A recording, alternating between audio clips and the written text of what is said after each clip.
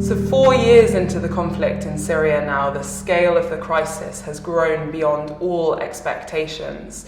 I started working in the region for Oxfam in 2013, and many of the families that I was meeting then thought that they would be here for a few months in Jordan, in Lebanon, and the countries they'd fled to. They thought that a solution to the crisis would be found and they would be able to go home to their homes. So many of them had just fled with the clothes on their back and whatever they could pick up.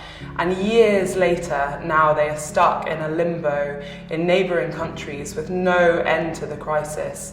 And the psychological impact of that displacement and feeling cut off from home really can't be overstated. So there were 22 million people living in Syria before the crisis started. Over half of that population now is in desperate need of humanitarian assistance, and massive numbers of people have been displaced. What is important is that the longer the crisis lasts, the more difficulties the refugees are facing to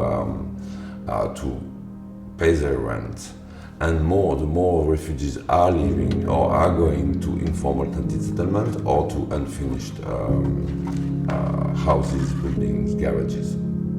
Today, the country is hosting 1.2 million refugees from Syria, which is equivalent to 25% of its population. Refugees are being present all over the country. I mean, there's very few villages, if any, that are not receiving refugees from Syria today in Lebanon. Living conditions for refugees are extremely difficult in Lebanon. If at the beginning of the crisis, I would say the relatively small number of refugees were mainly hosted by Lebanese communities. Today, the large number of refugees basically does not allow such an hospitality to extend to everybody. Oxfam has been working for several years now to meet the needs of people affected by the Syria crisis. We're working across Syria, Lebanon and Jordan, and working to provide clean water for people to sustain them, hygiene facilities like latrines and wash blocks so people can remain clean.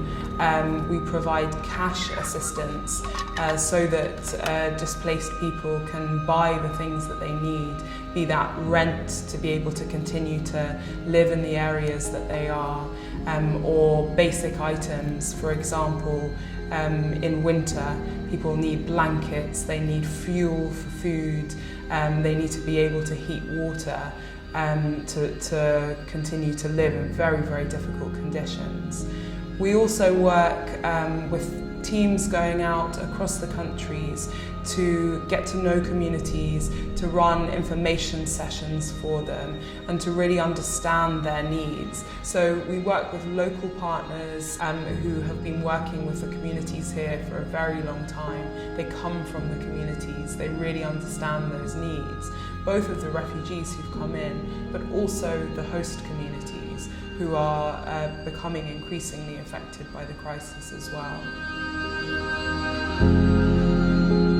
Today, return is not an option for a Syrian refugee. The key question is how can we do to make sure that humanitarian assistance will keep on being provided to the refugee population. Pushing for a solution to the crisis is so important for all of the Syrians that we're working with, who don't just want to see a sticking plaster approach of meeting basic needs, but needing to know that there are people standing with them to press for an end to the violence and for a diplomatic solution to be found. We don't know for how long we're going to be here.